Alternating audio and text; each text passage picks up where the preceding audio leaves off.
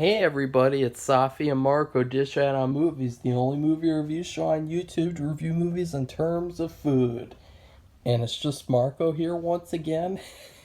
I, I am here to talk about another Goosebumps book, Night of the Living Dummy, the original, the classic, quote unquote. This was one of those books that I always wanted to read as a kid, and I didn't because I just couldn't get into it. It did not really engage me at all. In fact, none of them really did, except for one of them, and that was a horror Camp Jelly Jam, which we're not talking about in this video. That was the one that made me read the first book. But this Night of the Living Dummy book, I am not surprised that it did not engage me. Because here's the thing. The story is about these two twin sisters, and I mean, it's about twin sisters. There's no need to say two. And, and, and they find a slappy dummy, and they get it out of the dumpster. And for like the first half of the book, you think that, and this is going to be spoilers too, you think that one of the twin sisters is controlling this dummy, and the dummy is coming to life, the slappy dummy, and causing trouble for the other sister. And then halfway through the book, the parents get the other sister another dummy called Mr. Wood. And from then on, it's actually revealed that the sister was the one causing the trouble, not Slappy. And so from then on, Mr. Wood is causing all this trouble for the other sister. And so it's like this huge like mind fuck of like, is Mr. Wood alive? What's going on here? And it when you actually say the plot out loud, it's like a really good plot, but then you read the book itself and it's really boring.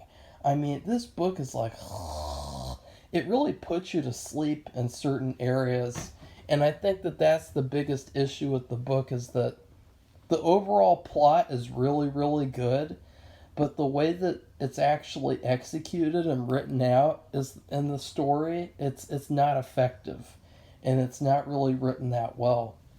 There are some really good scenes though, like the scene at the beginning where they discover Slappy in the dumpster. I mean, that's like a classic scene. They they discover him in the dumpster, and they look so much alike, and they're like the same size as Slappy. That's another interesting weird thing, is that in these Night of the Living Dummy books, they talk about how much similar the kids look like to the dummies. Almost like it's like, I don't know, it's something deeper, obviously, than surface level.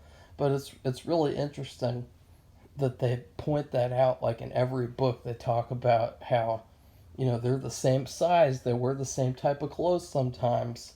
It's it's pretty creepy. And there's another scene that's probably like a highlight scene for many people. I didn't think it was that special, but I still thought it was really funny, and it was a really good scene. There's a scene where one of the sisters is putting on a comedy act with Mr. Wood in front of the school, and the dummy starts insulting people, and then he pukes all over the teacher, and then he gasses the whole audience and pukes all over them too. And it's like this amazing scene, like something out of like an 80s comedy movie. But the thing is that he never really does anything more than that. Like he never really does anything that bad. Like the parents treat it like the dummy is molesting people and doing like some really bad stuff. But I mean, puking all over a teacher in a talent show, like really? Like they could have even said that that was purposeful. Like they could have said like, that was a part of the act. Like, so what? It's a comedy act. Like you're gonna you're gonna say that I'm like this horrible kid for doing that? Like, that's just stupid. And so I thought that that was kind of bad.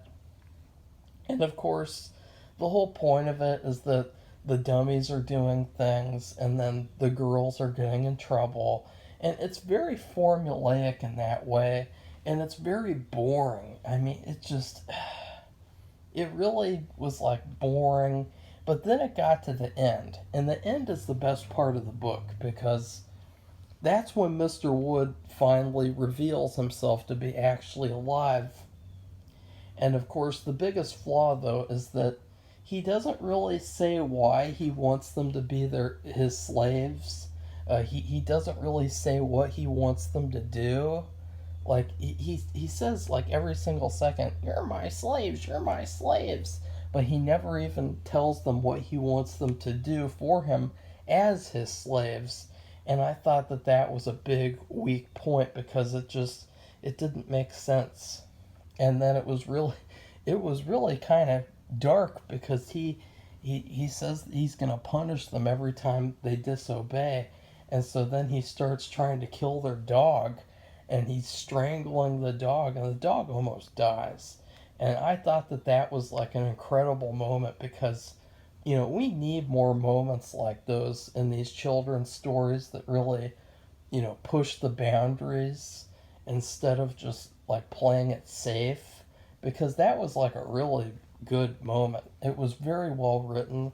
And then they defeat Mr. Wood and they defeat him by like I think it was they place him down in front of a construction vehicle and then the construction vehicle flattens him and cracks his head open and this green gas comes out of him.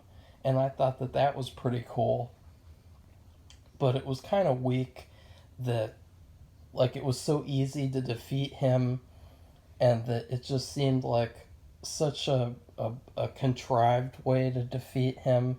But it was still pretty cool because his head cracks open and everything, and it's like, okay, what's going to happen next? The book still isn't over. You know that there's going to be a twist coming. Well, now you know, years later after he's revealed his method.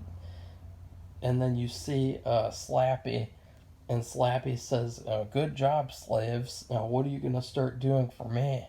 And then the book ends. And I thought that that was such a fantastic ending. It was a perfect ending. It's probably one of the best endings, if not the best ending in history of these books.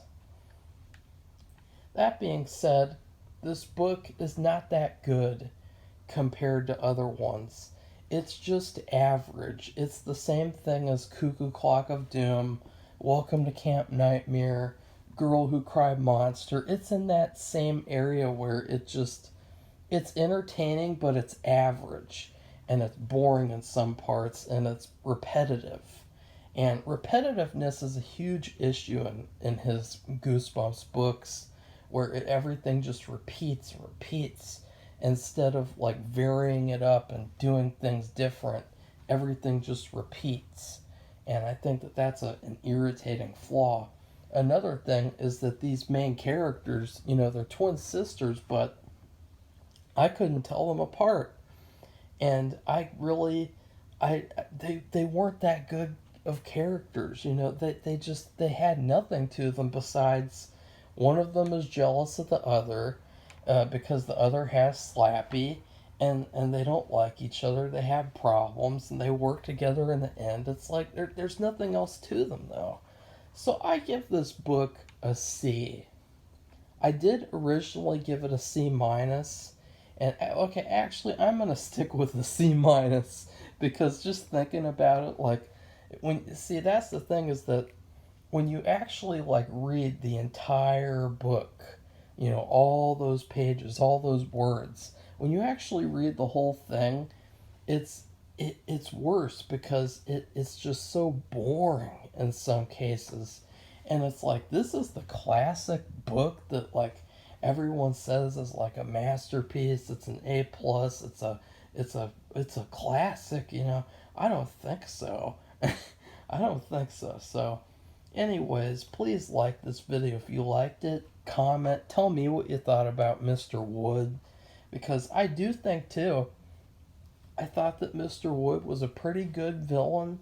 I just wish that he would have been fleshed out more. And then please subscribe to our channel for more Goosebumps book reviews, because tomorrow or sometime soon, the next Goosebumps book review will be Night of the Living Dummy 2. And spoiler alert, I like that one a lot more than this one. So goodbye, everybody. See you soon.